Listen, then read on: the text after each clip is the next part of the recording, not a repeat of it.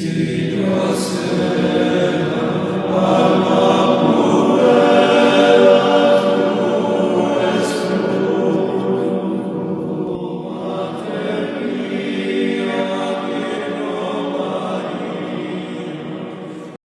infallible holy prophecy of Daniel of the Word of God. Daniel and his companions are taken into the palace of the king of Babylon. They abstain from his meat and wine, and succeed better with pulse and water. Their excellence and wisdom. In the 3rd year of the reign of Joachim king of Judah, Nebuchadnezzar king of Babylon came to Jerusalem, and besieged it. And the Lord delivered into his hands Joachim the king of Judah, and part of the vessels of the house of God, and he carried them away into the land of Senir, to the house of his God, and the vessels he brought into the treasure house of his God. And the king spoke to Ashpenaz the master of the eunuchs, that he should bring in some of the children of Israel, and of the king's seed and of the princes, children in whom there was no blemish, well-favored, and skillful in all wisdom, acute in knowledge, and instructed in science, and such as might stand in the king's palace, that he might teach them the learning, and the tongue of the Chaldeans. And the king appointed them a daily provision, of his own meat, and of the wine of which he drank himself, that being nourished 3 years, afterwards they might stand before the king. His god, Bel or Belus, the principal idol of the Chaldeans. Now there were among them of the children of Judah, Daniel, Ananias, Misael, and Azarias. And the master of the eunuchs gave them names, to Daniel, Baltasar, to Ananias, Sidrak, to Misael, Misach, and to Azarias, Abednego. But Daniel purposed in his heart that he would not be defiled with the king's table, nor with the wine which he drank, and he requested the master of the eunuchs that he might not be defiled. And God gave to Daniel grace and mercy in the sight of the prince of the eunuchs. And the prince of the eunuchs said to Daniel, I fear my lord the king, who hath appointed you meat and drink, who if he should see your faces leaner than those of the other youths your equals, you shall endanger my head to the king. Be defiled, viz., either by eating meat forbidden by the law, or which had before been offered to idols. And Daniel said to Melazar, whom the prince of the eunuchs had appointed over Daniel, Ananias, Misael, and Azarias, Try, I beseech thee, thy servants for 10 days, and let pulse be given us to eat, and water to drink, and look upon our faces, and the faces of the children that eat of the king's meat, and as thou shalt say, deal with thy servants. And when he had heard these words, he tried them for 10 days. And after 10 days their faces appeared fairer and fatter than all the children that ate of the king's meat. Pulse, that is, peas, beans, and such like. So Melazar took their portions, and the wine that they should drink, and he gave them pulse. And to these children God gave knowledge, and understanding in every book, and wisdom, but to Daniel the understanding also of all visions and dreams. And when the days were ended, after which the king had ordered they should be brought in, the prince of the eunuchs brought them in before Nebuchadnezzar. And when the king had spoken to them, there were not found among them all such as Daniel, Ananias, Misael, and Azarias, and they stood in the king's presence. And in all matters of wisdom and understanding, that the king inquired of them, he found them 10 times better than all the diviners, and wise men, that were in all his kingdom. And Daniel continued even to the 1st year of King Cyrus. Daniel, by divine revelation, declares the dream of Nebuchadnezzar, and the interpretation of it. He is highly honored by the king. In the 2nd year of the reign of Nebuchadnezzar, Nebuchadnezzar had a dream, and his spirit was terrified, and his dream went out of his mind. Then the king commanded to call together the diviners and the wise men, and the magicians, and the Chaldeans, to declare to the king his dreams. So they came and stood before the king. And the king said to them, I saw a dream, and being troubled in mind I know not what I saw. And the Chaldeans answered the king in Syriac, O king, live forever, tell to thy servants thy dream, and we will declare the interpretation thereof. And the king answering said to the Chaldeans, The thing is gone out of my mind, unless you tell me the dream, and the meaning thereof, you shall be put to death, and your houses shall be confiscated. The 2nd year, viz., from the death of his father Nabopolassar, for he had reigned before as partner with his father in the empire. The Chaldeans, that is, the astrologers, that pretended to divine by stars. But if you tell the dream, and the meaning of it, you shall receive of me rewards, and gifts, and great honor. Therefore tell me the dream, and the interpretation thereof. They answered again and said, Let the king tell his servants the dream, and we will declare the interpretation of it. The king answered, and said, I know for certain that you seek to gain time, since you know that the thing is gone from me. If therefore you tell me not the dream, there is one sentence concerning you, that you have also framed a lying interpretation, and full of deceit, to speak before me till the time pass away. Tell me therefore the dream, that I may know that you also give a true interpretation thereof. Then the Chaldeans answered before the king, and said, There is no man upon earth, that can accomplish thy word, O king, neither doth any king, though great and mighty, ask such a thing of any diviner, or wise man, or Chaldean. For the thing that thou askest, O king, is difficult, nor can any one be found that can show it before the king, except the gods, whose conversation is not with men.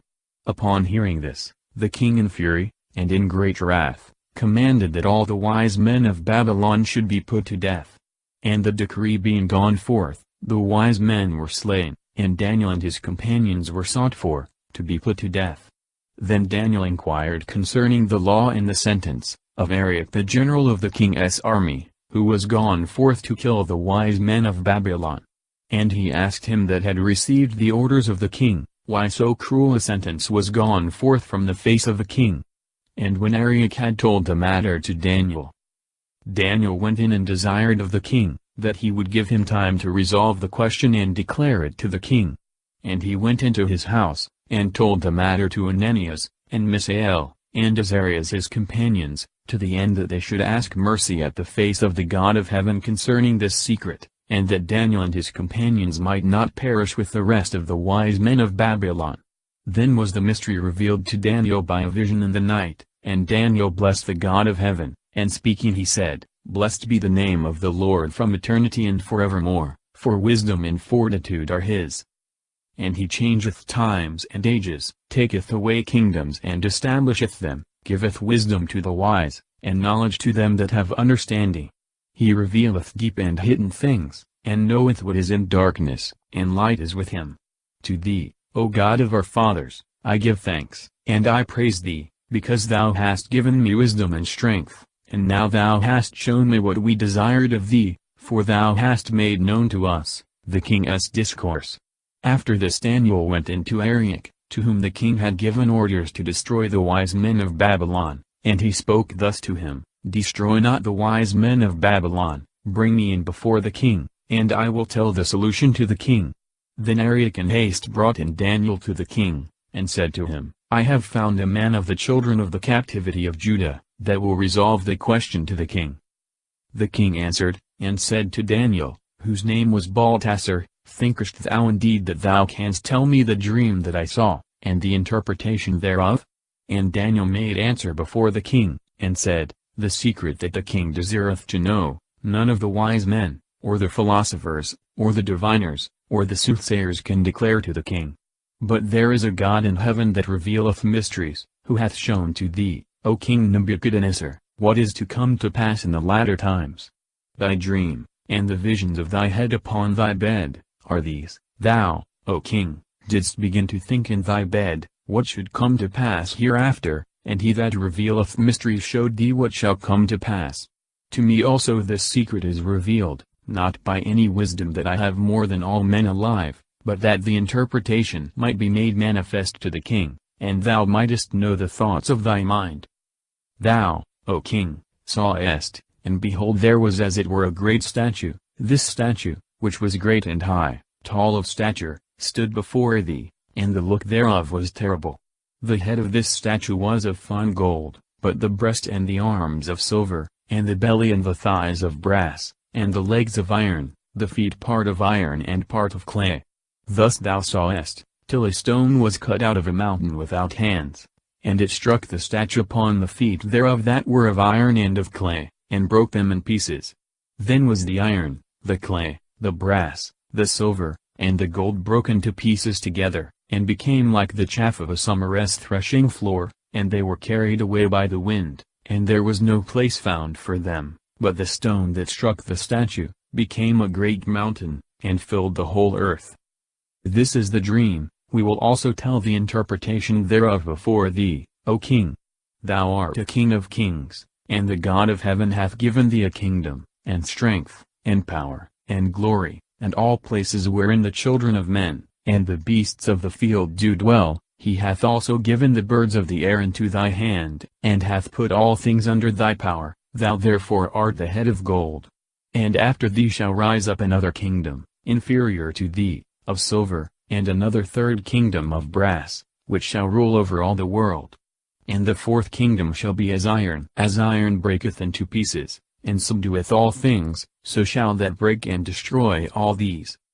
Another kingdom, viz., that of the Medes and Persians. Ibid. Third kingdom, viz., that of Alexander the Great. The fourth kingdom. Some understand this of the successors of Alexander, the kings of Syria and Egypt, others of the Roman Empire, and its civil wars.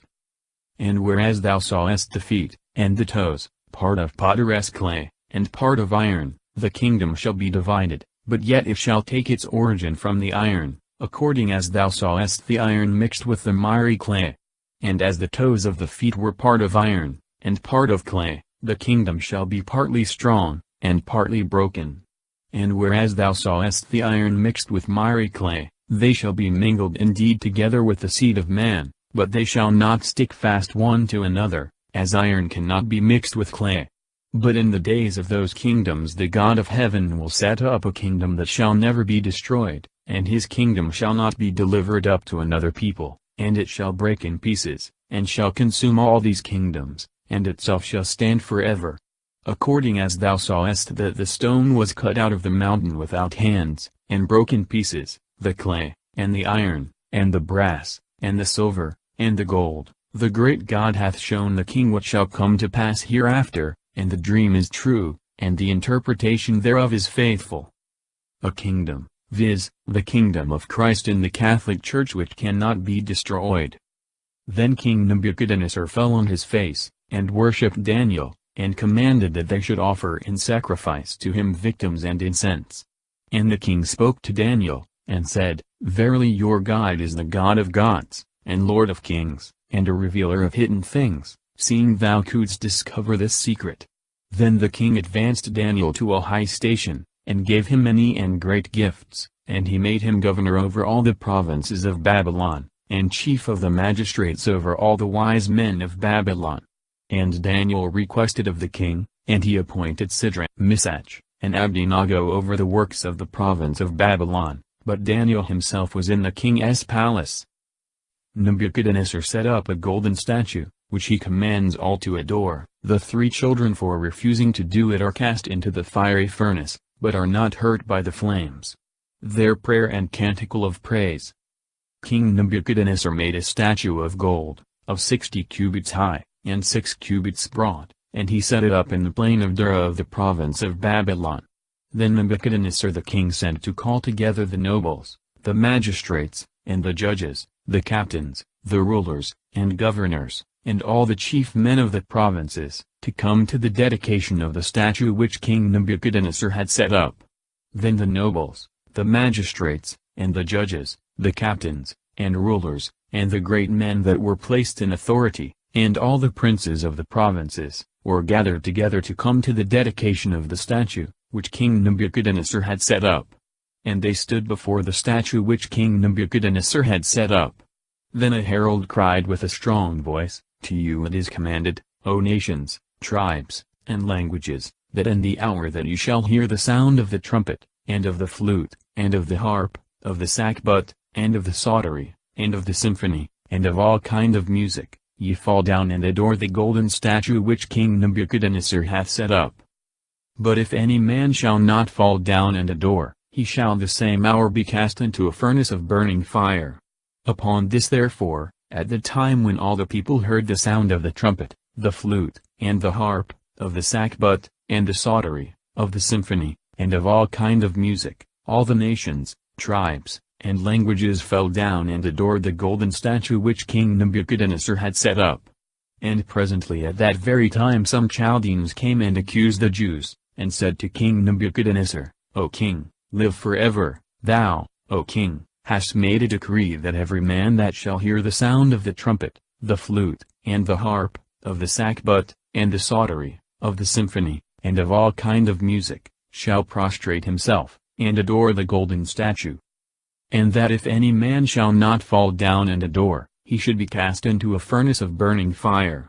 Now there are certain Jews whom thou hast set over the works of the province of Babylon, Shadrach, Meshach, and Abednego. These men, O king, have slighted thy decree, they worship not thy gods, nor do they adore the golden statue which thou hast set up. Then Nebuchadnezzar in fury, and in wrath, commanded that Shadrach, Meshach, and Abednego should be brought, who immediately were brought before the king. And Nebuchadnezzar the king spoke to them, and said, Is it true, O Shadrach, Meshach, and Abednego, that you do not worship my gods, nor adore the golden statue that I have set up?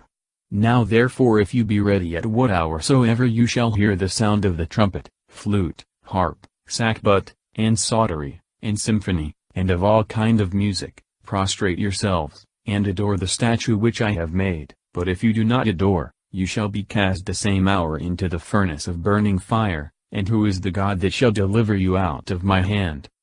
Shadrach, Meshach, and Abednego answered and said to King Nebuchadnezzar, We have no occasion to answer thee concerning this matter. For behold our God, whom we worship, is able to save us from the furnace of burning fire, and to deliver us out of thy hands, O king.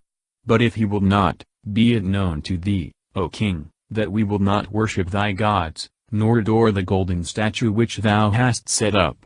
Then was Nebuchadnezzar filled with fury, and the countenance of his face was changed against Shadrach, Meshach, and Abednego, and he commanded that the furnace should be heated 7 times more than it had been accustomed to be heated.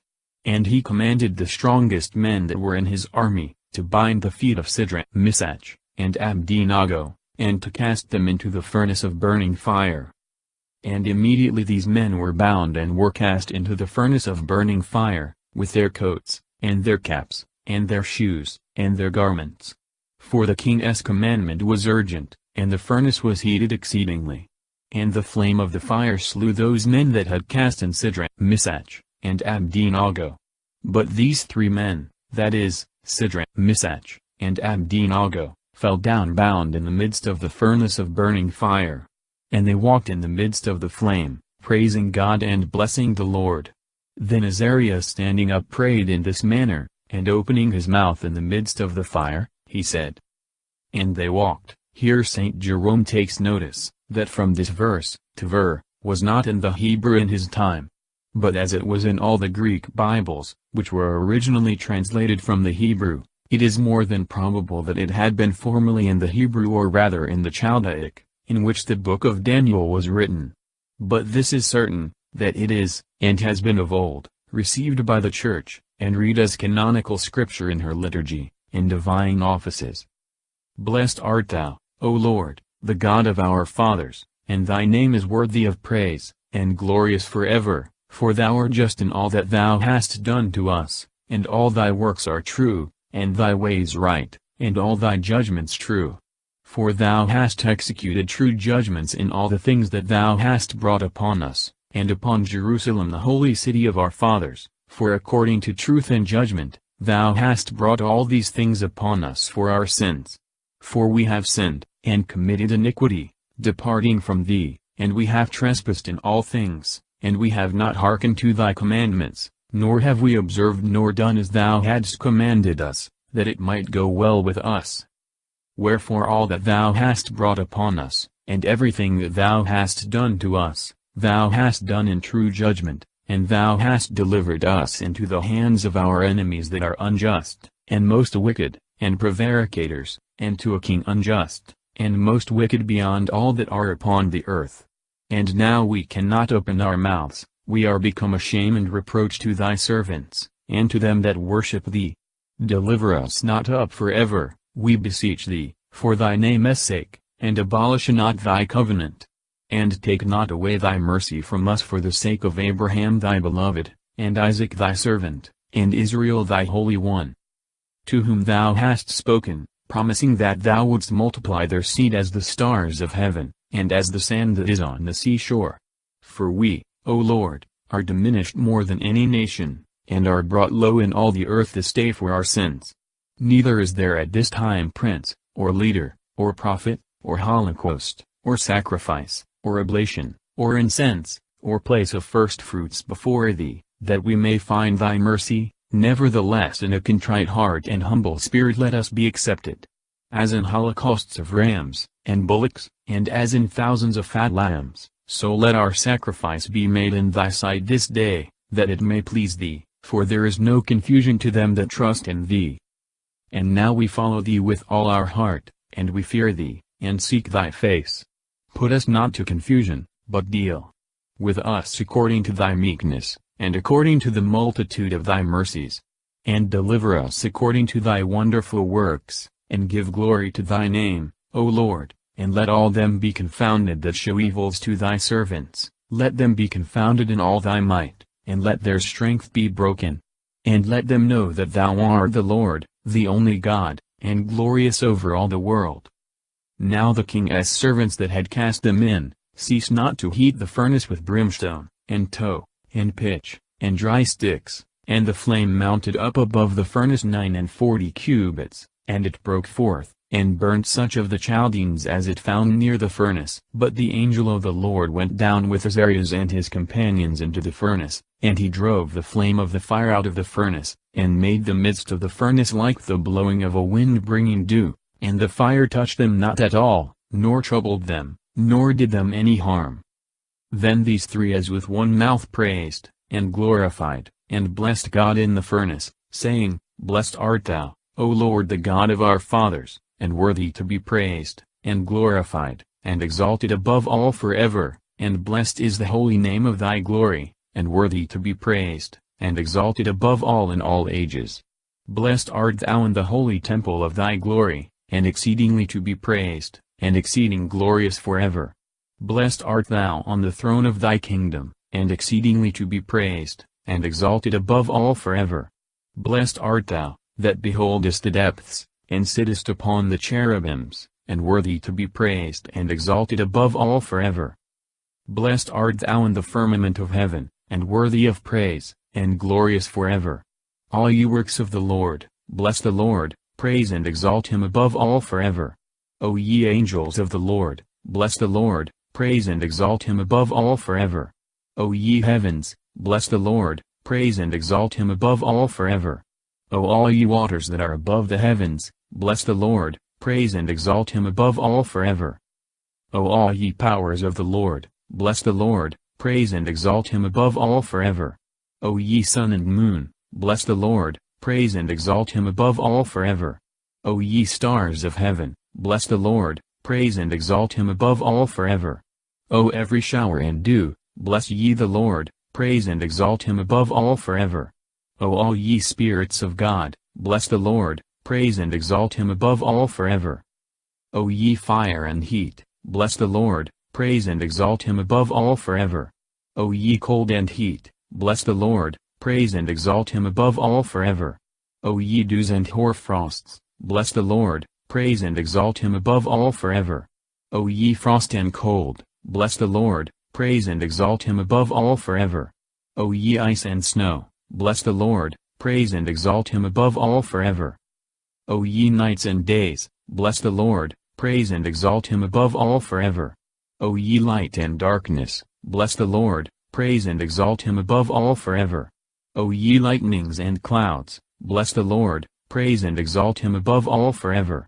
O let the earth bless the Lord, let it praise and exalt him above all forever. O ye mountains and hills, bless the Lord, praise and exalt him above all forever. O all ye things that spring up in the earth, bless the Lord, praise and exalt him above all forever. O ye fountains, bless the Lord, praise and exalt him above all forever. O ye seas and rivers, bless the Lord, praise and exalt him above all forever. O ye whales, and all that move in the waters, bless the Lord, praise and exalt him above all forever. O all ye fowls of the air, bless the Lord, praise and exalt him above all forever. O all ye beasts and cattle, bless the Lord, praise and exalt him above all forever. O ye sons of men, bless the Lord, praise and exalt him above all forever. O let Israel bless the Lord, let them praise and exalt him above all forever. O ye priests of the Lord, bless the Lord, praise and exalt him above all forever. O ye servants of the Lord, bless the Lord, praise and exalt him above all forever. O ye spirits and souls of the just, bless the Lord, praise and exalt him above all forever. O ye holy and humble of heart, bless the Lord, praise and exalt him above all forever. O Ananias, Azarias, and Misael, bless ye the Lord, praise and exalt him above all forever. For he hath delivered us from hell, and saved us out of the hand of death, and delivered us out of the midst of the burning flame, and saved us out of the midst of the fire. O give thanks to the Lord, because he is good, because his mercy endureth forever and ever. O all ye religious, bless the Lord the God of gods, praise him and give him thanks, because his mercy endureth forever and ever. Then Nebuchadnezzar the king was astonished, and rose up in haste, and said to his nobles, Did we not cast 3 men bound into the midst of the fire? They answered the king, and said, True, O king. He answered, and said, Behold, I see 4 men loose, and walking in the midst of the fire, and there is no hurt in them, and the form of the 4th is like the Son of God. Then Nebuchadnezzar came to the door of the burning fiery furnace, and said, Shadrach, Meshach, and Abednego, ye servants of the Most High God, go ye forth, and come. And immediately Shadrach, Meshach, and Abednego went out from the midst of the fire. And the nobles, and the magistrates, and the judges, and the great men of the king being gathered together, considered these men, that the fire had no power on their bodies, and that not a hair of their head had been singed, nor their garments altered, nor the smell of the fire had passed on them. Then Nebuchadnezzar breaking forth, said, Blessed be the God of them, to wit, of Shadrach, Meshach, and Abednego, who hath sent his angel, and delivered his servants that believed in him, and they changed the king's word, and delivered up their bodies that they might not serve, nor adore any god, except their own God. By me therefore this decree is made, that every people, tribe, and tongue, which shall speak blasphemy against the God of Shadrach, Meshach, and Abednego, shall be destroyed, and their houses laid waste, for there is no other God that can save in this manner. Then the king promoted Shadrach, Meshach, and Abednego, in the province of Babylon. Nebuchadnezzar the king, to all peoples, nations, and tongues, that dwell in all the earth, peace be multiplied unto you. The Most High God hath wrought signs and wonders toward me. It hath seemed good to me therefore to publish his signs, because they are great, and his wonders, because they are mighty, and his kingdom is an everlasting kingdom, and his power to all generations. Nebuchadnezzar. These last 3 verses are a kind of preface to the following chapter, which is written in the style of an epistle from the king. Nebuchadnezzar's dream, by which the judgments of God are denounced against him for his pride, is interpreted by Daniel, and verified by the event. I, Nebuchadnezzar, was at rest in my house, and flourishing in my palace. I saw a dream that affrighted me, and my thoughts in my bed, and the visions of my head troubled me. Then I set forth a decree, that all the wise men of Babylon should be brought in before me, and that they should show me the interpretation of the dream. Then came in the diviners, the wise men, the Chaldeans, and the soothsayers, and I told the dream before them, but they did not show me the interpretation thereof, till their colleague Daniel came in before me, whose name is Belteshazzar, according to the name of my God, who hath in him the spirit of the holy gods, and I told the dream before him. Belteshazzar, according to the name of my God, he says this, because the name of Belteshazzar, or Belshazzar, is derived from the name of Bel, the chief god of the Babylonians. Belteshazzar, prince of the diviners, because I know that thou hast in thee the spirit of the holy gods, and that no secret is impossible to thee, tell me the visions of my dreams that I have seen, and the interpretation of them. This was the vision of my head in my bed. I saw, and behold a tree in the midst of the earth, and the height thereof was exceeding great. The tree was great, and strong, and the height thereof reached unto heaven, the sight thereof was even to the ends of all the earth. Its leaves were most beautiful, and its fruit exceeding much, and in it was food for all. Under it dwelt cattle, and beasts, and in the branches thereof the fowls of the air had their abode, and all flesh did eat of it. I saw in the vision of my head upon my bed, and behold a watcher, and a holy one came down from heaven.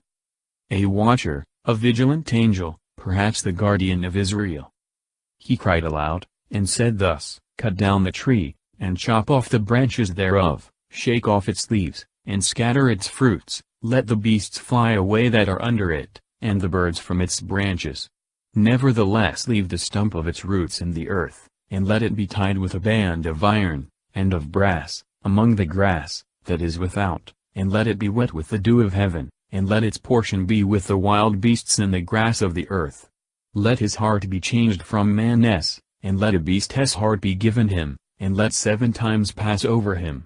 This is the decree by the sentence of the watchers, and the word and demand of the holy ones, till the living know that the Most High ruleth in the kingdom of men, and he will give it to whomsoever it shall please him, and he will appoint the basest man over it.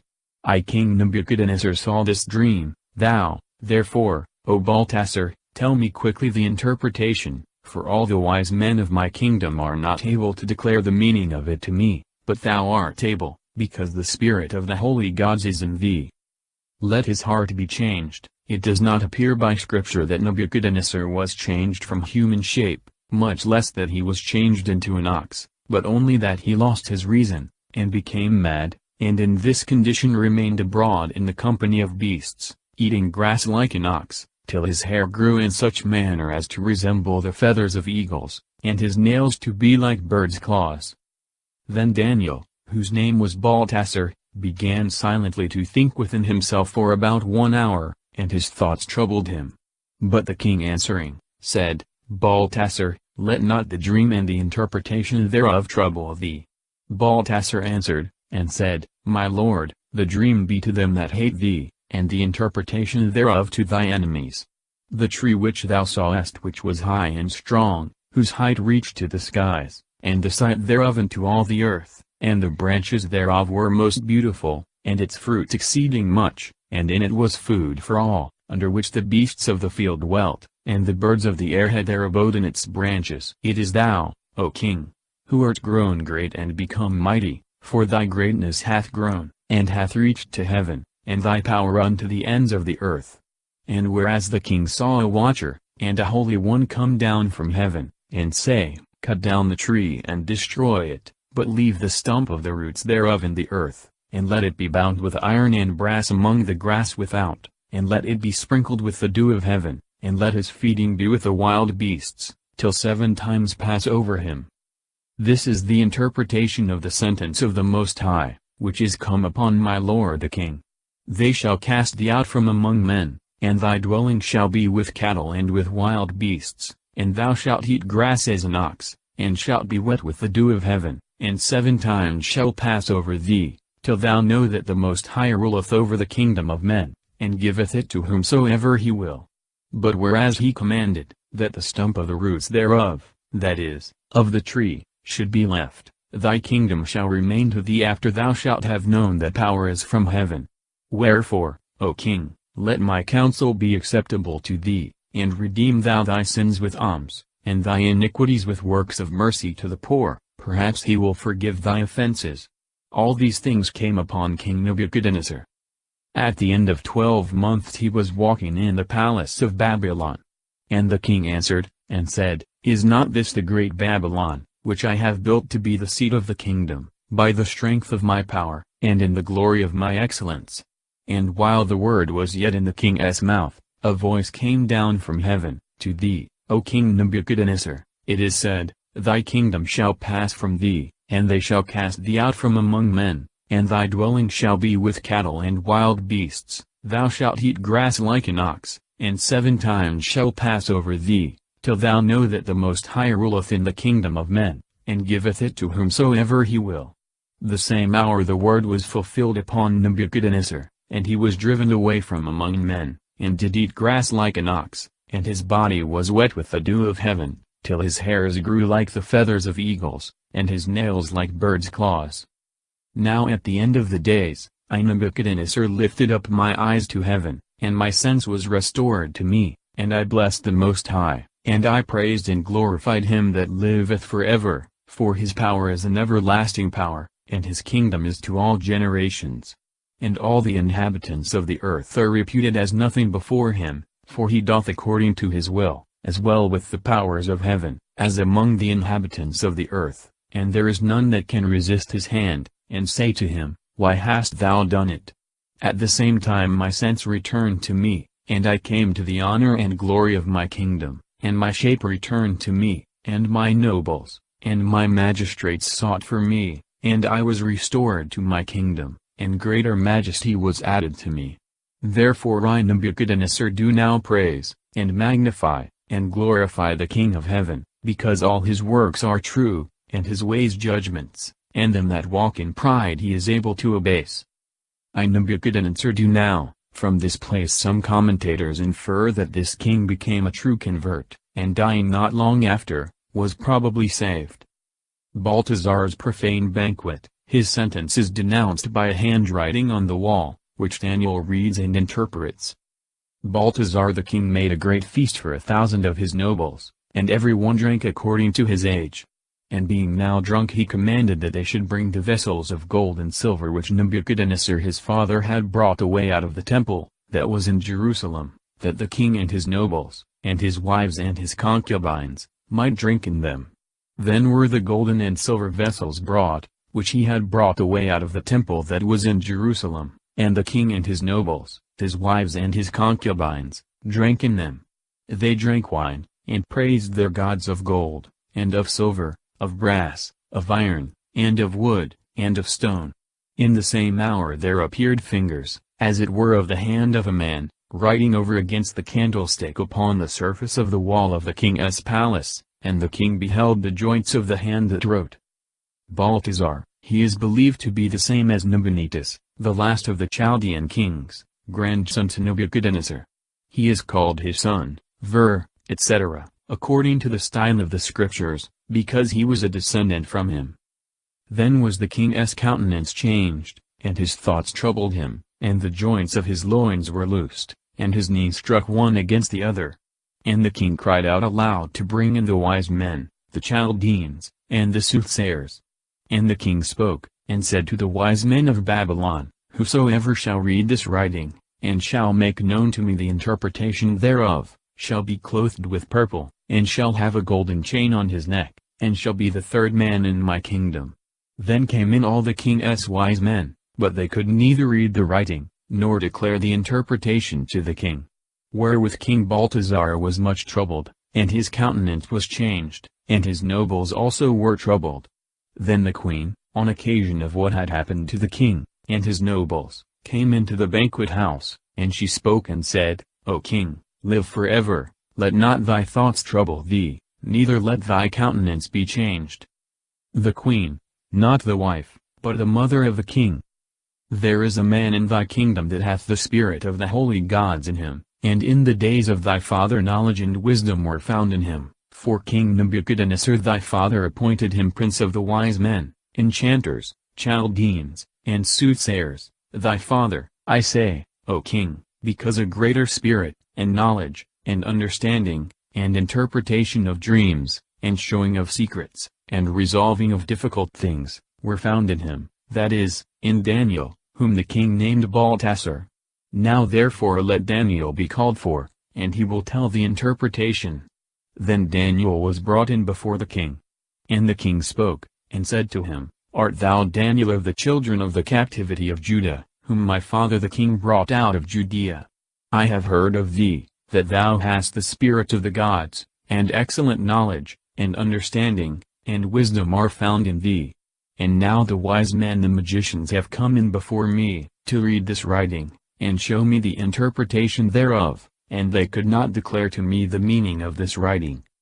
But I have heard of thee, that thou canst interpret obscure things, and resolve difficult things. Now if thou art able to read the writing, and to show me the interpretation thereof, thou shalt be clothed with purple, and shalt have a chain of gold about thy neck, and shalt be the third prince in my kingdom. To which Daniel made answer, and said before the king, Thy rewards be to thyself, and the gifts of thy house give to another, but the writing I will read to thee, O king, and show thee the interpretation thereof. O king, the Most High God gave to Nebuchadnezzar thy father a kingdom, and greatness, and glory, and honor. And for the greatness that he gave to him, all people, tribes, and languages trembled, and were afraid of him. Whom he would, he slew, and whom he would, he destroyed, and whom he would, he set up, and whom he would, he brought down. But when his heart was lifted up, and his spirit hardened unto pride, he was put down from the throne of his kingdom, and his glory was taken away. And he was driven out from the sons of men, and his heart was made like the beasts, and his dwelling was with the wild asses, and he did eat grass like an ox, and his body was wet with the dew of heaven, till he knew that the Most High ruled in the kingdom of men, and that he will set over it whomsoever it shall please him. Thou also his son, O Balthazar, hast not humbled thy heart, whereas thou knowest all these things, but hast lifted thyself up against the Lord of heaven, and the vessels of his house have been brought before thee, and thou, and thy nobles, and thy wives, and thy concubines have drunk wine in them, and thou hast praised the gods of silver, and of gold, and of brass, of iron, and of wood, and of stone, that neither see, nor hear, nor feel, but the God who hath thy breath in his hand, and all thy ways, thou hast not glorified. Wherefore he hath sent the part of the hand which hath written this that is set down. And this is the writing that is written, Main, Thesel, Fares. And this is the interpretation of the word. Main, God hath numbered thy kingdom, and hath finished it. Thesel, thou art weighed in the balance, and art found wanting. Fares, thy kingdom is divided, and is given to the Medes and Persians. Then by the king's command Daniel was clothed with purple, and a chain of gold was put about his neck, and it was proclaimed of him that he had power as the third man in the kingdom. The same night Balthazar the Chaldean king was slain.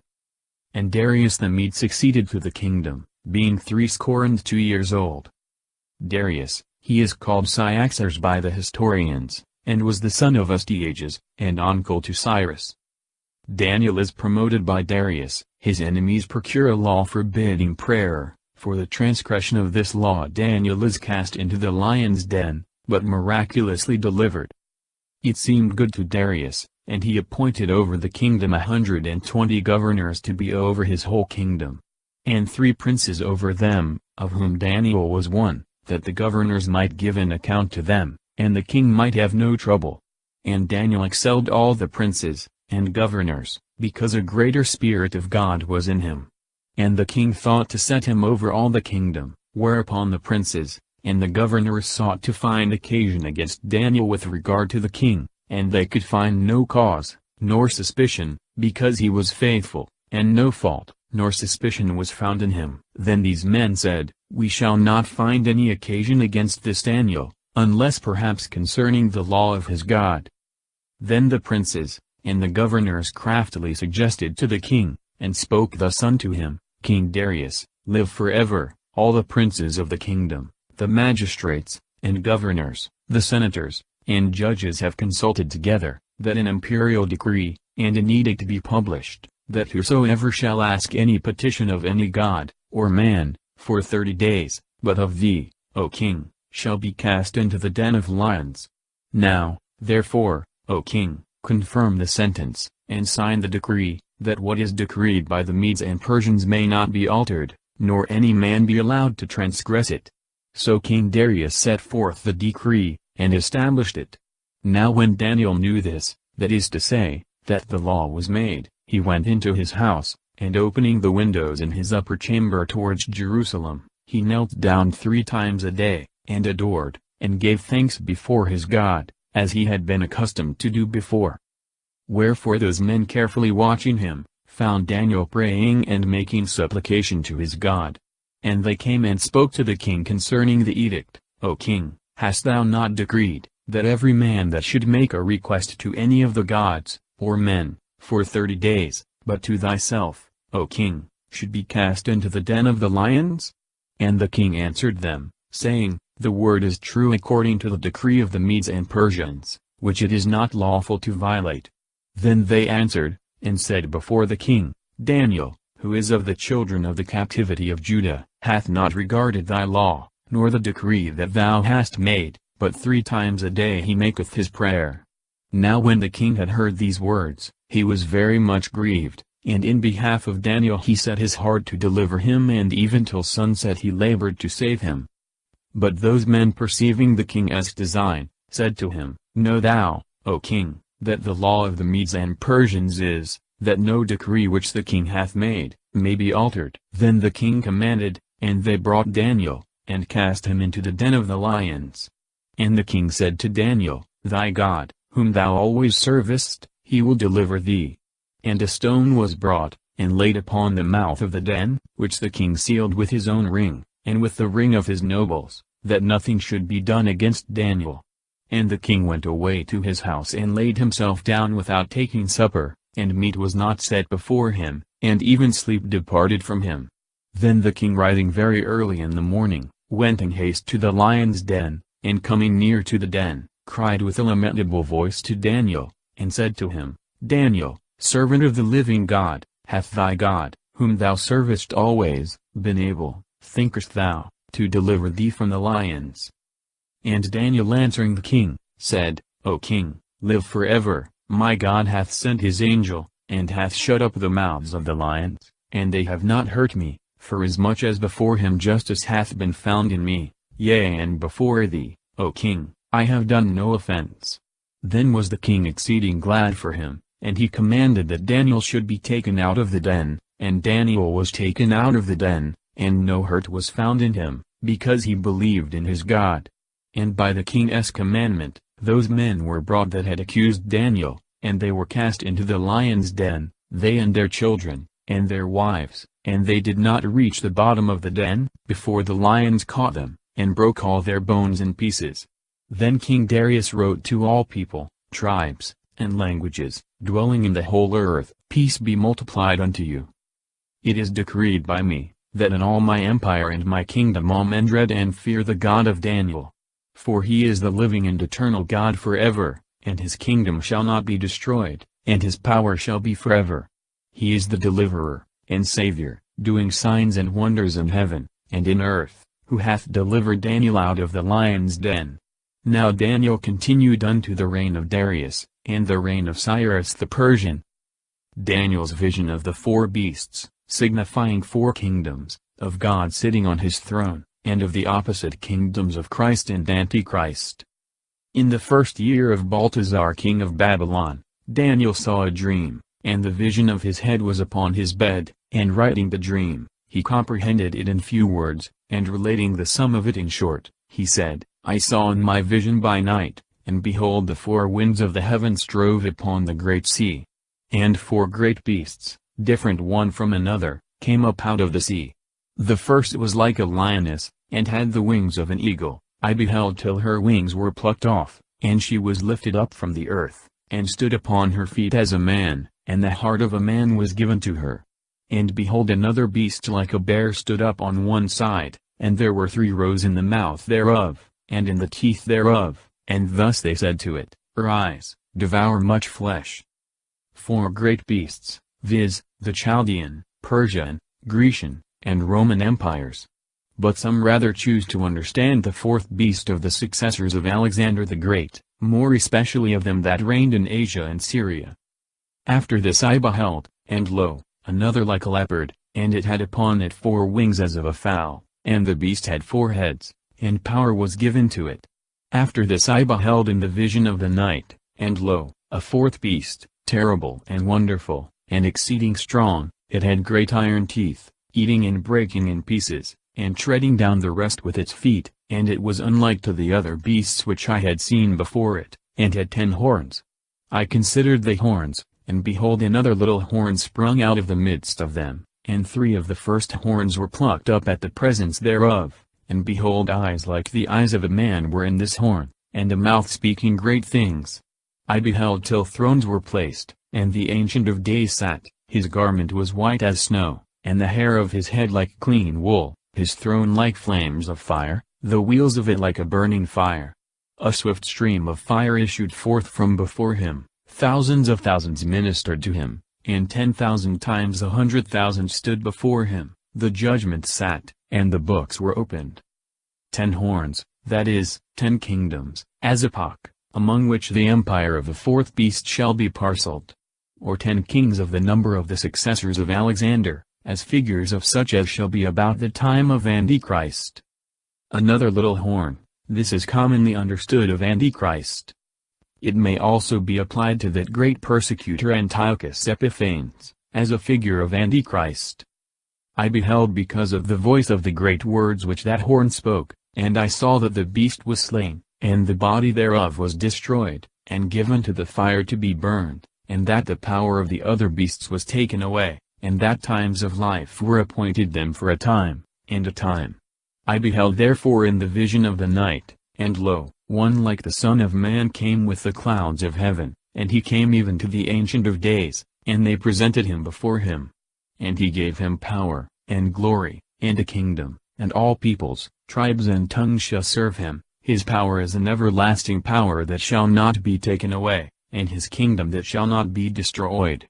My spirit trembled, I Daniel was affrighted at these things, and the visions of my head troubled me.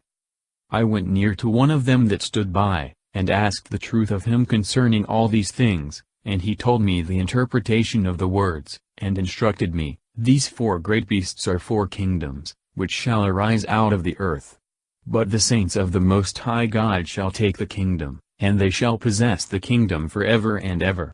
After this I would diligently learn concerning the 4th beast, which was very different from all, and exceeding terrible. His teeth and claws were of iron, he devoured and broke in pieces, and the rest he stamped upon with his feet. And concerning the 10 horns that he had on his head, and concerning the other that came up, before which 3 horns fell, and of that horn that had eyes, and a mouth speaking great things, and was greater than the rest. I beheld, and lo, that horn made war against the saints, and prevailed over them, till the Ancient of Days came and gave judgment to the saints of the Most High, and the time came, and the saints obtained the kingdom. And thus he said, the 4th beast shall be the 4th kingdom upon earth, which shall be greater than all the kingdoms, and shall devour the whole earth, and shall tread it down, and break it in pieces. And the 10 horns of the same kingdom, shall be 10 kings, and another shall rise up after them, and he shall be mightier than the former, and he shall bring down 3 kings. And he shall speak words against the High One, and shall crush the saints of the Most High, and he shall think himself able to change times and laws, and they shall be delivered into his hand until a time, and times, and half a time. A time, and times, and half a time, that is, 3 years and a half, which is supposed to be the length of the duration of the persecution of Antichrist. And judgment shall sit, that his power may be taken away, and be broken in pieces, and perish even to the end. And that the kingdom, and power, and the greatness of the kingdom, under the whole heaven, may be given to the people of the saints of the Most High, whose kingdom is an everlasting kingdom, and all kings shall serve him, and shall obey him. Hitherto is the end of the word. I Daniel was much troubled with my thoughts, and my countenance was changed in me, but I kept the word in my heart. Daniel's vision of the ram and the he-goat interpreted by the angel Gabriel. In the 3rd year of the reign of King Balthasar, a vision appeared to me. I Daniel, after what I had seen in the beginning, saw in my vision when I was in the castle of Susa, which is in the province of Elam, and I saw in the vision that I was over the gate of Ulai. And I lifted up my eyes, and saw, and behold a ram stood before the water, having 2 high horns, and one higher than the other, and growing up. Afterward I saw the ram pushing with his horns against the west, and against the north, and against the south, and no beasts could withstand him, nor be delivered out of his hand, and he did according to his own will, and became great. And I understood, and behold a he-goat came from the west on the face of the whole earth, and he touched not the ground, and the he-goat had a notable horn between his eyes. A ram, the empire of the Medes and Persians. A he-goat, the empire of the Greeks, or Macedonians. Ibid. He touched not the ground, he conquered all before him, with so much rapidity, that he seemed rather to fly, than to walk upon the earth. Ibid. A notable horn, Alexander the Great. And he went up to the ram that had the horns, which I had seen standing before the gate, and he ran towards him in the force of his strength. And when he was come near the ram, he was enraged against him, and struck the ram, and broke his two horns, and the ram could not withstand him, and when he had cast him down on the ground, he stamped upon him, and none could deliver the ram out of his hand.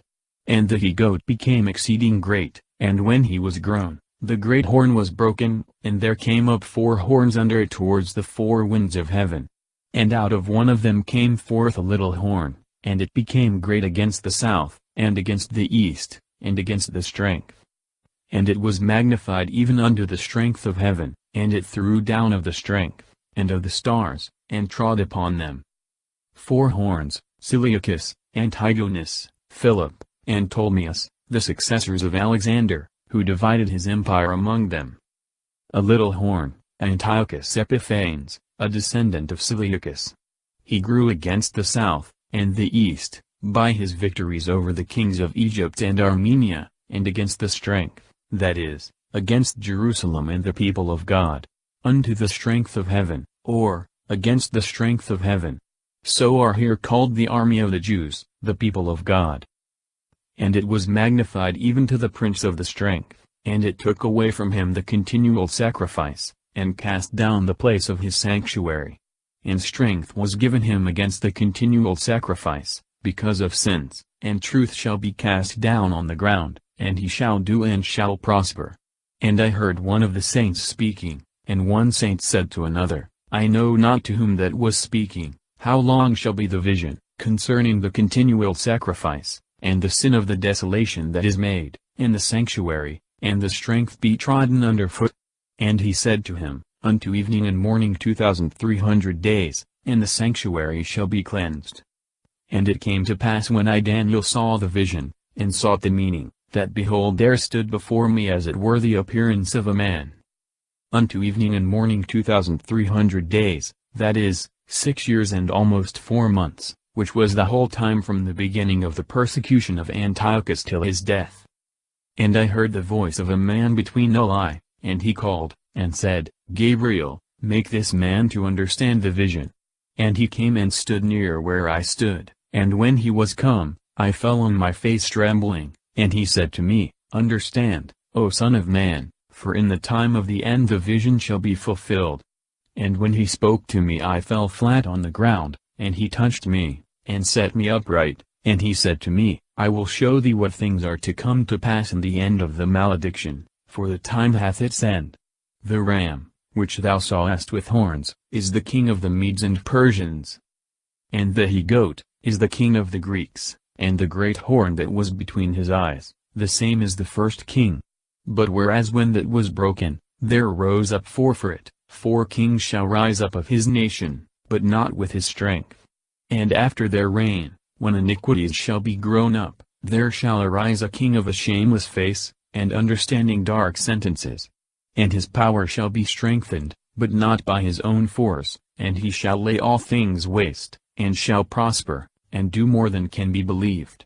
And he shall destroy the mighty, and the people of the saints, according to his will, and craft shall be successful in his hand, and his heart shall be puffed up, and in the abundance of all things he shall kill many, and he shall rise up against the prince of princes, and shall be broken without hand. And the vision of the evening and the morning, which was told, is true, thou therefore seal up the vision, because it shall come to pass after many days. And I Daniel languished, and was sick for some days, and when I was risen up, I did the king's business, and I was astonished at the vision, and there was none that could interpret it. Daniel's confession and prayer. Gabriel informs him concerning the 70 weeks to the coming of Christ. In the 1st year of Darius the son of Ahasuerus of the seed of the Medes, who reigned over the kingdom of the Chaldeans, the 1st year of his reign, I Daniel understood by books the number of the years, concerning which the word of the Lord came to Jeremias the prophet, that 70 years should be accomplished of the desolation of Jerusalem. And I set my face to the Lord my God, to pray and make supplication with fasting, and sackcloth, and ashes. And I prayed to the Lord my God, and I made my confession, and said, I beseech thee, O Lord God, great and terrible, who keepest the covenant, and mercy to them that love thee, and keep thy commandments. We have sinned, we have committed iniquity, we have done wickedly, and have revolted, and we have gone aside from thy commandments, and thy judgments. We have not hearkened to thy servants the prophets, that have spoken in thy name to our kings, to our princes, to our fathers, and to all the people of the land. To thee, O Lord, justice, but to us confusion of face, as at this day to the men of Judah, and to the inhabitants of Jerusalem, and to all Israel, to them that are near, and to them that are far off in all the countries whither thou hast driven them, for their iniquities by which they have sinned against thee. O Lord, to us belongeth confusion of face, to our princes, and to our fathers that have sinned. But to thee, the Lord our God, mercy and forgiveness, for we have departed from thee, and we have not hearkened to the voice of the Lord our God, to walk in his law, which he set before us by his servants the prophets. And all Israel have transgressed thy law, and have turned away from hearing thy voice, and the malediction, and the curse, which is written in the book of Moses the servant of God, is fallen upon us, because we have sinned against him. And he hath confirmed his words which he spoke against us, and against our princes that judged us, that he would bring in upon us a great evil, such as never was under all the heaven, according to that which hath been done in Jerusalem. As it is written in the law of Moses, all this evil is come upon us, and we entreated not thy face, O Lord our God, that we might turn from our iniquities, and think on thy truth. And the Lord hath watched upon the evil, and hath brought it upon us. The Lord our God is just in all his works which he hath done, for we have not hearkened to his voice. And now, O Lord our God, who hast brought forth thy people out of the land of Egypt with a strong hand, and hast made thee a name as at this day, we have sinned, we have committed iniquity. O Lord, against all of thy justice, let thy wrath and thy indignation be turned away, I beseech thee, from thy city Jerusalem, and from thy holy mountain. For by reason of our sins, and the iniquities of our fathers, Jerusalem, and thy people are a reproach to all that are round about us. Now therefore, O our God, hear the supplication of thy servant, and his prayers, and show thy face upon thy sanctuary which is desolate, for thy own sake. Incline, O my God, thy ear, and hear, open thy eyes, and see our desolation, in the city upon which thy name is called. For it is not for our justifications that we present our prayers before thy face, but for the multitude of thy tender mercies. O Lord, hear, O Lord, be appeased, hearken and do, delay not for thy own sake, O my God, because thy name is invocated upon thy city, and upon thy people. Now while I was yet speaking, and praying, and confessing my sins, and the sins of my people of Israel, and presenting my supplications in the sight of my God, for the holy mountain of my God. As I was yet speaking in prayer, behold the man Gabriel, whom I had seen in the vision at the beginning, flying swiftly touched me at the time of the evening sacrifice. And he instructed me, and spoke to me, and said, O Daniel, I am now come forth to teach thee, and that thou mightest understand. From the beginning of thy prayers the word came forth, and I am come to show it to thee, because thou art a man of desires. Therefore do thou mark the word, and understand the vision. 70 weeks are shortened upon thy people, and upon thy holy city, that transgression may be finished, and sin may have an end, and iniquity may be abolished, and everlasting justice may be brought, and vision and prophecy may be fulfilled, and the saint of saints may be anointed. Know thou therefore, and take notice, that from the going forth of the word, to build up Jerusalem again, unto Christ the Prince, there shall be 7 weeks, and 62 weeks, and the street shall be built again, and the walls in straightness of times. The man Gabriel, the angel Gabriel in the shape of a man. Man's of desires, that is, ardently praying for the Jews then in captivity. 70 weeks, viz., of years, or 70 times 7, that is, years, are shortened, that is, fixed and determined, so that the time shall be no longer. From the going forth of the word, that is, from the 20th year of King Artaxerxes, when by his commandment Nehemiah rebuilt the walls of Jerusalem, est. From which time, according to the best chronology, there were just 69 weeks of years, that is, years to the baptism of Christ, when he first began to preach and execute the office of Messias. Ibid. In straightness of times, angustia temporum, which may allude both to the difficulties and opposition they met with in building, and to the shortness of the time in which they finished the wall, viz., 52 days. And after 62 weeks Christ shall be slain, and the people that shall deny him shall not be his. And a people with their leader that shall come, shall destroy the city and the sanctuary, and the end thereof shall be waste, and after the end of the war the appointed desolation. And he shall confirm the covenant with many, in 1 week, and in the half of the week the victim and the sacrifice shall fall, and there shall be in the temple the abomination of desolation, and the desolation shall continue even to the consummation, and to the end. A people with their leader, the Romans under Titus. In the half of the week, or, in the middle of the week, etc. because Christ preached 3 years and a half, and then by his sacrifice upon the cross abolished all the sacrifices of the law. Ibid. The abomination of desolation. Some understand this of the profanation of the temple by the crimes of the Jews, and by the bloody faction of the Zealots. Others of the bringing in thither the ensigns and standard of the pagan Romans.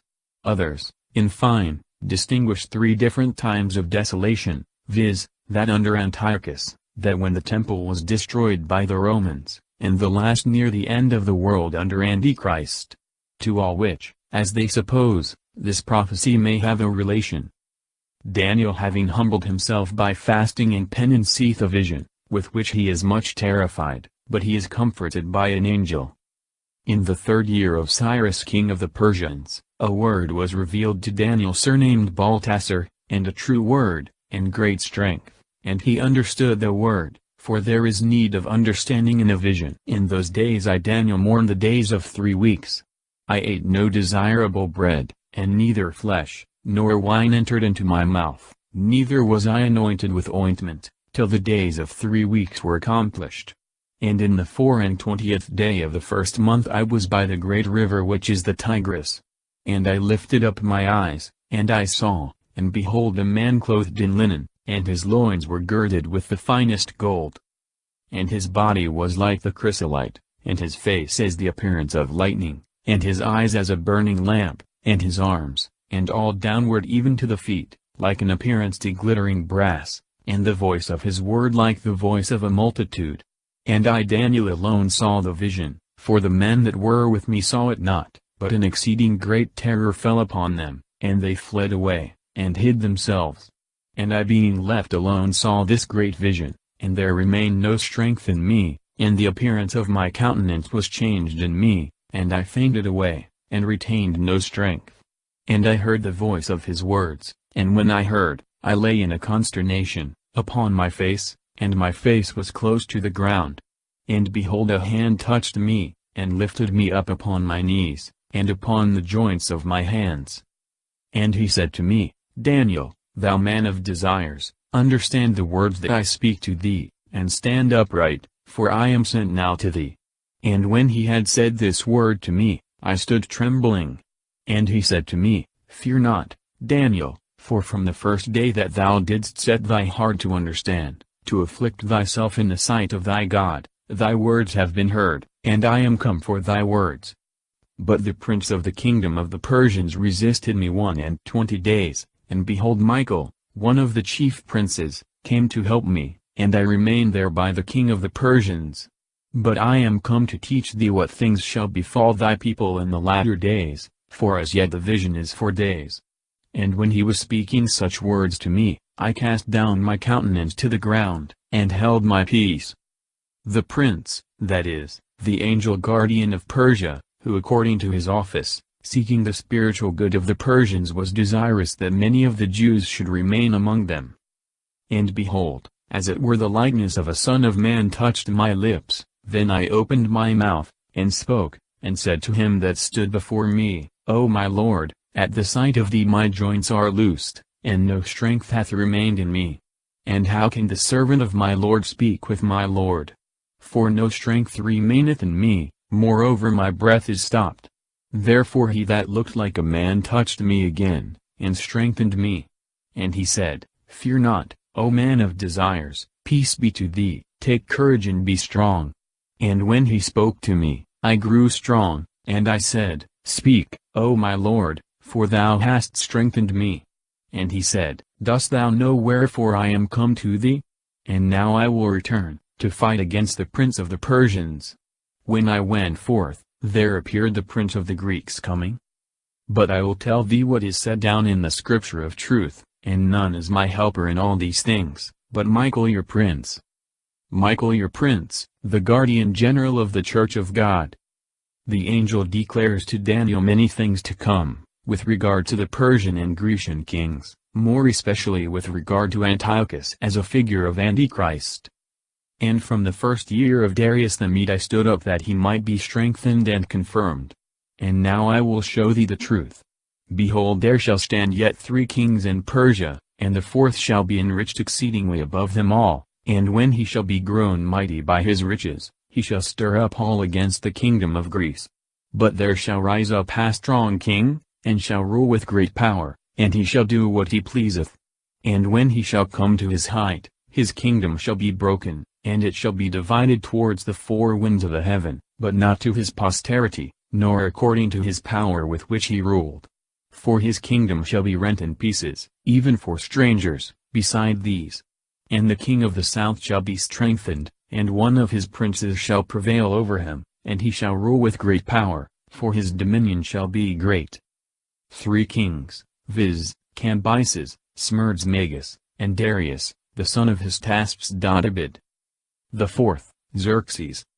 A strong king, Alexander. The king of the south, Ptolemy the son of Lagus, king of Egypt, which lies south of Jerusalem. Tibid. One of his princes, that is, one of Alexander's princes, shall prevail over him, that is, shall be stronger than the king of Egypt.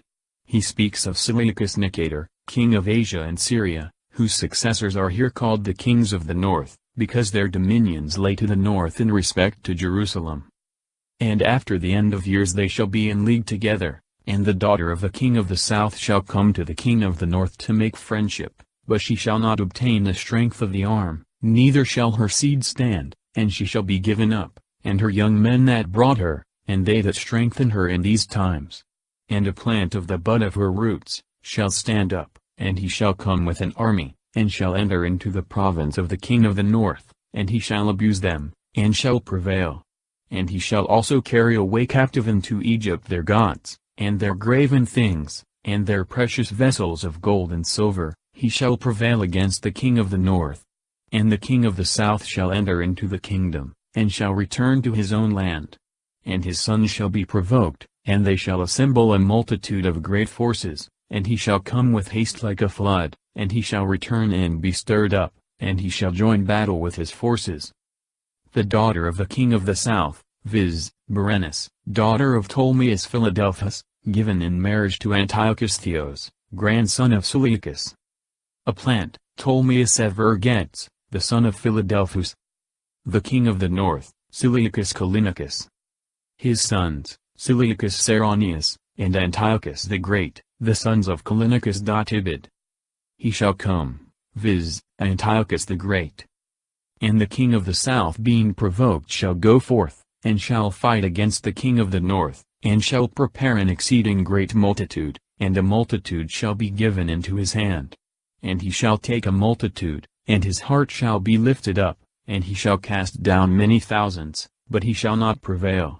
For the king of the north shall return and shall prepare a multitude much greater than before, and in the end of times and years, he shall come in haste with a great army, and much riches. And in those times many shall rise up against the king of the south, and the children of prevaricators of thy people shall lift up themselves to fulfill the vision, and they shall fall.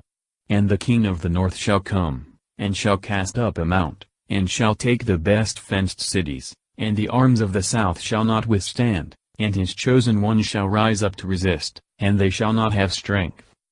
The king of the south, Ptolemy Philopator, son of Evergetes.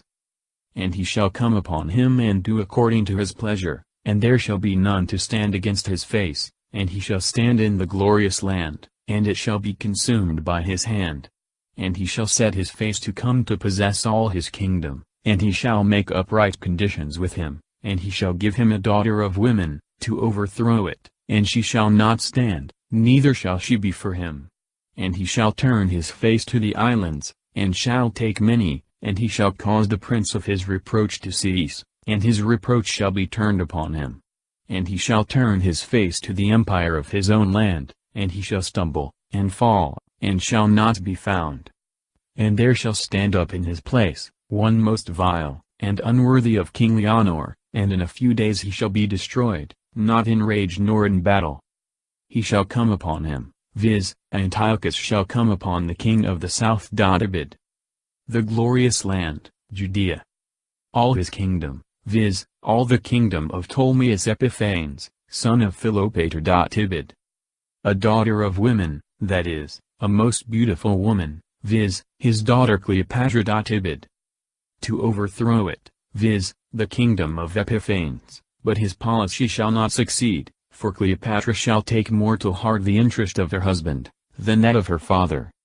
The prince of his reproach, Scipio the Roman general, called the prince of his reproach, because he overthrew Antiochus, and obliged him to submit to very dishonorable terms, before he would cease from the war.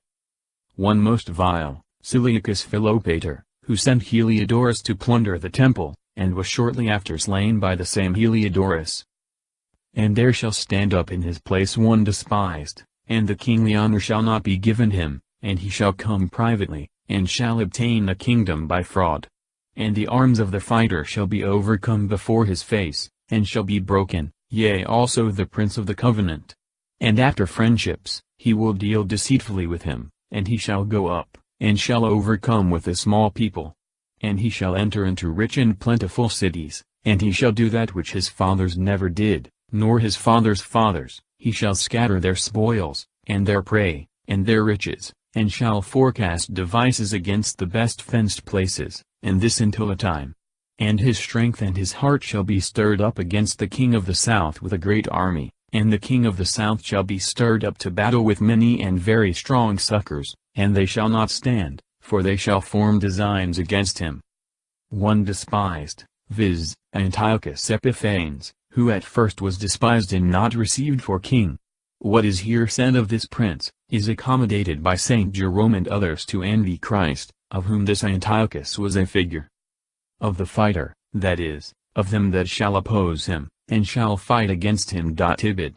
The prince of the covenant, or, of the league. The chief of them that conspired against him, or the king of Egypt his most powerful adversary. The king, Ptolemaeus Philander. And they that eat bread with him, shall destroy him, and his army shall be overthrown, and many shall fall down slain. And the heart of the two kings shall be to do evil, and they shall speak lies at one table, and they shall not prosper, because as yet the end is unto another time. And he shall return into his land with much riches, and his heart shall be against the holy covenant, and he shall succeed and shall return into his own land. At the time appointed he shall return, and he shall come to the south, but the latter time shall not be like the former. And the Galleys and the Romans shall come upon him, and he shall be struck, and shall return, and shall have indignation against the covenant of the sanctuary, and he shall succeed, and he shall return and shall devise against them that have forsaken the covenant of the sanctuary. The Galleys and the Romans, Popilius, and the other Roman ambassadors, who came in galleys, and obliged him to depart from Egypt. And arms shall stand on his part, and they shall defile the sanctuary of strength, and shall take away the continual sacrifice, and they shall place there the abomination unto desolation. And such as deal wickedly against the covenant shall deceitfully dissemble, but the people that know their God shall prevail and succeed. And they that are learned among the people shall teach many, and they shall fall by the sword, and by fire, and by captivity, and by spoil for many days. And when they shall have fallen they shall be relieved with a small help, and many shall be joined to them deceitfully. And some of the learned shall fall, that they may be tried, and may be chosen, and made white even to the appointed time, because yet there shall be another time. They shall place there the abomination, the idol of Jupiter Olympius, which Antiochus ordered to be set up in the sanctuary of the temple, which is here called the sanctuary of strength, from the Almighty that was worshipped there. And the king shall do according to his will, and he shall be lifted up, and shall magnify himself against every god, and he shall speak great things against the God of gods, and shall prosper, till their wrath be accomplished. For the determination is made. And he shall make no account of the God of his fathers, and he shall follow the lust of women, and he shall not regard any gods, for he shall rise up against all things. But he shall worship the god Mazum in his place, and a god whom his fathers knew not, he shall worship with gold, and silver, and precious stones, and things of great price. And he shall do this to fortify Mazum with a strange god, whom he hath acknowledged, and he shall increase glory and shall give them power over many, and shall divide the land gratis. And at the time prefixed the king of the south shall fight against him, and the king of the north shall come against him like a tempest, with chariots, and with horsemen, and with a great navy, and he shall enter into the countries, and shall destroy, and pass through. The god Mazim, that is, the god of forces or strongholds. And he shall increase glory, he shall bestow honors, riches and lands, upon them that shall worship his God. And he shall enter into the glorious land, and many shall fall, and these only shall be saved out of his hand, Edom, and Moab, and the principality of the children of Ammon.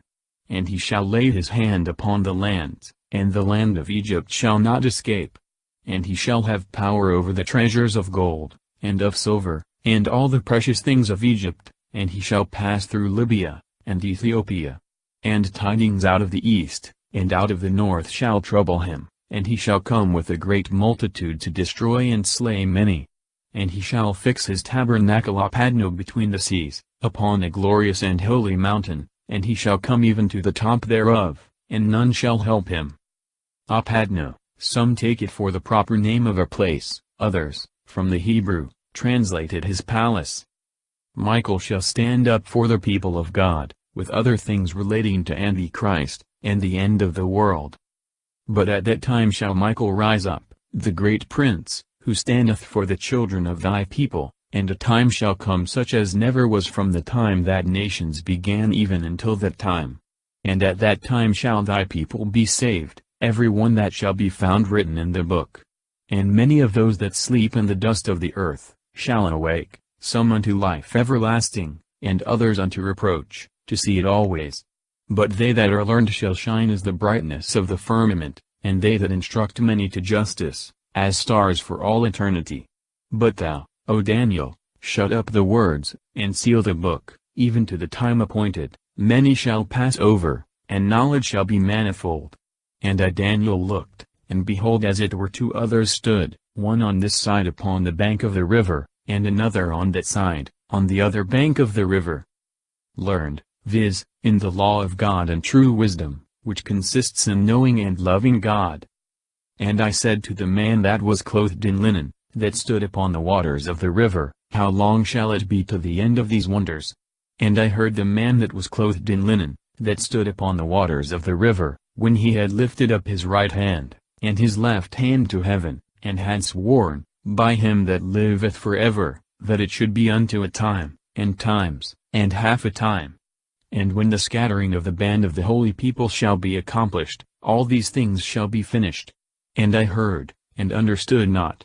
And I said, O my Lord, what shall be after these things? And he said, Go, Daniel, because the words are shut up, and sealed until the appointed time. Many shall be chosen, and made white, and shall be tried as fire, and the wicked shall deal wickedly, and none of the wicked shall understand, but the learned shall understand. And from the time when the continual sacrifice shall be taken away, and the abomination unto desolation shall be set up, there shall be 1,290 days. Blessed is he that waiteth and cometh unto 1,335 days. But go thou thy ways until the time appointed, and thou shalt rest, and stand in thy lot unto the end of the days. The history of Susanna and the two elders. This history of Susanna, in all the ancient Greek and Latin Bibles, was placed in the beginning of the book of Daniel, till St. Jerome, in his translation, detached it from thence, because he did not find it in the Hebrew, which is also the case of the history of Bel and the dragon. But both the one and the other are received by the Catholic Church, and were from the very beginning a part of the Christian Bible. Now there was a man that dwelt in Babylon, and his name was Joachim, and he took a wife whose name was Susanna, the daughter of Helcias, a very beautiful woman, and one that feared God. For her parents being just, had instructed their daughter according to the law of Moses. Now Joachim was very rich, and had an orchard near his house, and the Jews resorted to him, because he was the most honorable of them all. And there were 2 of the ancients of the people appointed judges that year, of whom the Lord said, Iniquity came out from Babylon from the ancient judges, that seemed to govern the people. These men frequented the house of Joachim, and all that had any matters of judgment came to them. And when the people departed away at noon, Susanna went in, and walked in her husband's orchard. And the old men saw her going in every day, and walking, and they were inflamed with lust towards her, and they perverted their own mind and turned away their eyes that they might not look unto heaven, nor remember just judgments. So they were both wounded with the love of her, yet they did not make known their grief one to the other. For they were ashamed to declare to one another their lust, being desirous to have to do with her. And they watched carefully every day to see her. And one said to the other, Let us now go home, for it is dinner time. So going out they departed one from another. And turning back again, they came both to the same place, and asking one another the cause, they acknowledged their lust, and then they agreed upon a time, when they might find her alone. And it fell out, as they watched a fit day, she went in on a time, as yesterday and the day before, with 2 maids only, and was desirous to wash herself in the orchard, for it was hot weather. And there was nobody there, but the 2 old men that had hid themselves and were beholding her. So she said to the maids, Bring me oil, and washing balls, and shut the doors of the orchard, that I may wash me. And they did as she bade them, and they shut the doors of the orchard, and went out by a back door to fetch what she had commanded them, and they knew not that the elders were hid within. Now when the maids were gone forth, the 2 elders arose, and ran to her, and said, Behold, the doors of the orchard are shut, and nobody seeth us, and we are in love with thee, wherefore consent to us, and lie with us. But if thou wilt not, we will bear witness against thee, that a young man was with thee, and therefore thou didst send away thy maids from thee. Susanna sighed, and said, I am straitened on every side, for if I do this thing, it is death to me, and if I do it not, I shall not escape your hands. But it is better for me to fall into your hands without doing it, than to sin in the sight of the Lord. With that Susanna cried out with a loud voice, and the elders also cried out against her. And one of them ran to the door of the orchard, and opened it. So when the servants of the house heard the cry in the orchard, they rushed in by the back door to see what was the matter. But after the old men had spoken, the servants were greatly ashamed, for never had there been any such word said of Susanna. And on the next day, when the people were come to Joachim her husband, the 2 elders also came full of wicked device against Susanna, to put her to death.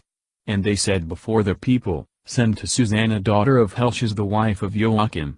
And presently they sent. And she came with her parents, and children, and all her kindred. Now Susanna was exceeding delicate, and beautiful to behold. But those wicked men commanded that her face should be uncovered, for she was covered, that so at least they might be satisfied with her beauty. Therefore her friends and all her acquaintance wept. But the 2 elders rising up in the midst of the people, laid their hands upon her head. And she weeping looked up to heaven, for her heart had confidence in the Lord. And the elders said, As we walked in the orchard alone, this woman came in with 2 maids, and shut the doors of the orchard, and sent away the maids from her. Then a young man that was there hid came to her, and lay with her.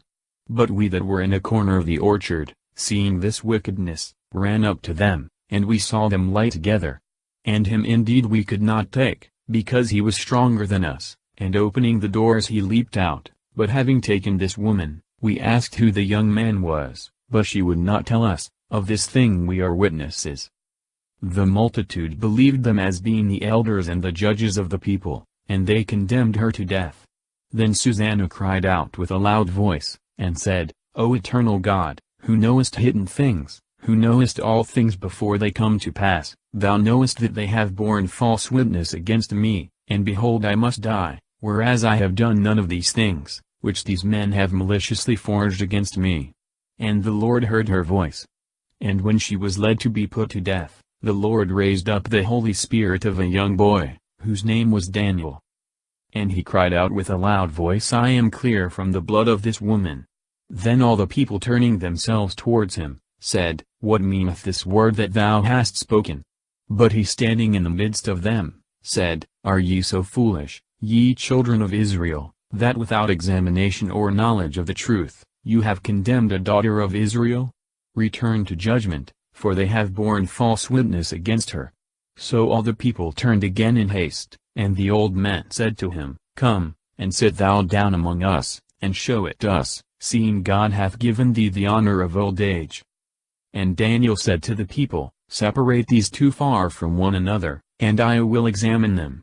So when they were put asunder one from the other, he called in one of them, and said to him, O thou that art grown old in evil days, now are thy sins come out, which thou hast committed before, in judging unjust judgments, oppressing the innocent, and letting the guilty to go free, whereas the Lord saith, The innocent and the just thou shalt not kill. Now then, if thou sawest her, tell me under what tree thou sawest them conversing together. He said, Under a mastic tree. And Daniel said, Well hast thou lied against thy own head, for behold the angel of God having received the sentence of him, shall cut thee in two. And having put him aside, he commanded that the other should come, and he said to him, O thou seed of Chanaan, and not of Judah, beauty hath deceived thee, and lust hath perverted thy heart, thus did you do to the daughters of Israel, and they for fear conversed with you, but the daughter of Judah would not abide your wickedness. Now therefore tell me, under what tree didst thou take them conversing together? And he answered, Under a home tree. And Daniel said to him, Well hast thou also lied against thy own head, for the angel of the Lord waiteth with a sword to cut thee in two, and to destroy you. With that all the assembly cried out with a loud voice, and they blessed God, who saved them that trust in him. And they rose up against the two elders, for Daniel had convicted them of false witness by their own mouth, and they did to them as they had maliciously dealt against their neighbor, to fulfill the law of Moses, and they put them to death, and innocent blood was saved in that day. But Helshaz and his wife praised God, for their daughter Susanna, with Joachim her husband, and all her kindred, because there was no dishonesty found in her. And Daniel became great in the sight of the people from that day, and thenceforward. And King Astyages was gathered to his fathers, and Cyrus the Persian received his kingdom. The history of Bel, and of the great serpent worshipped by the Babylonians. And Daniel was the king's guest, and was honored above all his friends. Now the Babylonians had an idol called Bel, and there were spent upon him every day 12 great measures of fine flour, and 40 sheep, and 60 vessels of wine. The king also worshipped him, and went every day to adore him, but Daniel adored his God. And the king said to him, Why dost thou not adore Baal? And he answered, and said to him, Because I do not worship idols made with hands, but the living God, that created heaven and earth, and hath power over all flesh. And the king said to him, Doth not Baal seem to thee to be a living God? Seest thou not how much he eateth and drinketh every day? The king's guest, it seems most probable, that the king here spoken of was Evil-Merodach, the son and successor of Nebuchadnezzar, and a great favorer of the Jews. Then Daniel smiled and said, O king, be not deceived, for this is but clay within, and brass without, neither hath he eaten at any time. And the king being angry called for his priests, and said to them, If you tell me not, who it is that eateth up these expenses, you shall die.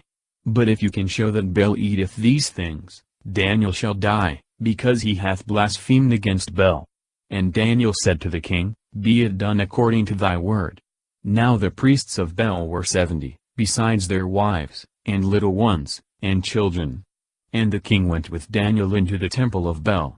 And the priests of Baal said, Behold, we go out, and do thou, O king, set on the meats, and make ready the wine, and shut the door fast, and seal it with thy own ring.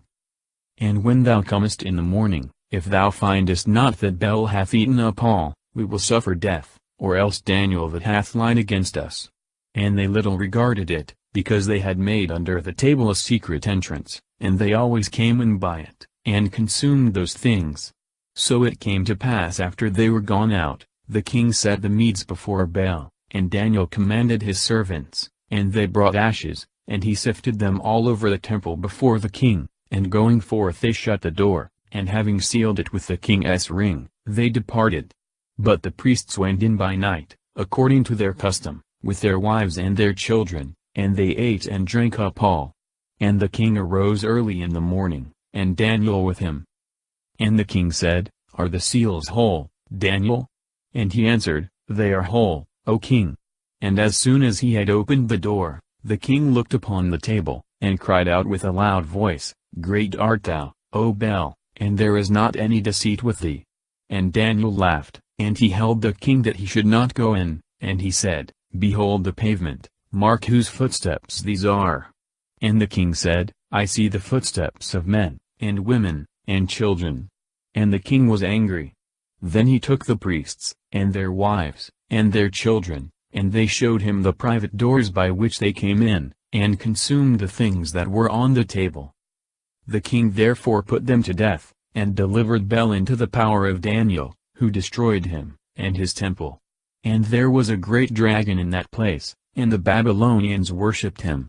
And the king said to Daniel, Behold, thou canst not say now, that this is not a living God, adore him therefore.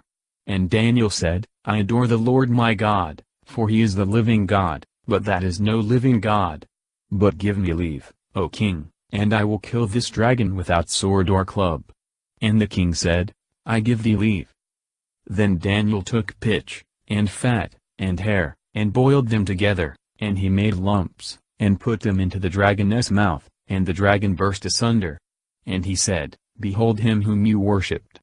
And when the Babylonians had heard this, they took great indignation, and being gathered together against the king, they said, The king is become a Jew. He hath destroyed Bel, he hath killed the dragon, and he hath put the priests to death. And they came to the king, and said, Deliver us Daniel, or else we will destroy thee and thy house. And the king saw that they pressed upon him violently, and being constrained by necessity he delivered Daniel to them. And they cast him into the den of lions, and he was there 6 days. The den of lions. Daniel was twice cast into the den of lions, one under Darius the Mede, because he had transgressed the king's edict, by praying 3 times a day, and another time under Evil-Merodach by a sedition of the people. This time he remained 6 days in the lion's den, the other time only 1 night. And in the den there were 7 lions, and they had given to them 2 carcasses every day, and 2 sheep, but then they were not given unto them, that they might devour Daniel. Now there was in Judea a prophet called Habakkuk, and he had boiled pottage, and had broken bread in a bowl, and was going into the field, to carry it to the reapers. And the angel of the Lord said to Habakkuk, Carry the dinner which thou hast into Babylon to Daniel, who is in the lion's den. And Habakkuk said, Lord, I never saw Babylon, nor do I know the den. And the angel of the Lord took him by the top of his head, and carried him by the hair of his head, and set him in Babylon over the den in the force of his spirit. Habakkuk, the same, as some think whose prophecy is found among the lesser prophets, but others believe him to be different. And Habakkuk cried, saying, O Daniel, thou servant of God, take the dinner that God hath sent thee. And Daniel said, Thou hast remembered me, O God, and thou hast not forsaken them that love thee. And Daniel arose and ate. And the angel of the Lord presently set Habakkuk again in his own place. And upon the 7th day the king came to bewail Daniel, and he came to the den, and looked in, and behold Daniel was sitting in the midst of the lions. And the king cried out with a loud voice, saying, Great art thou, O Lord the God of Daniel. And he drew him out of the lion's den. But those that had been the cause of his destruction, he cast into the den, and they were devoured in a moment before him. Then the king said, Let all of the inhabitants of the whole earth fear the God of Daniel, for he is the Savior, working signs and wonders in the earth, who hath delivered Daniel out of the lion's den.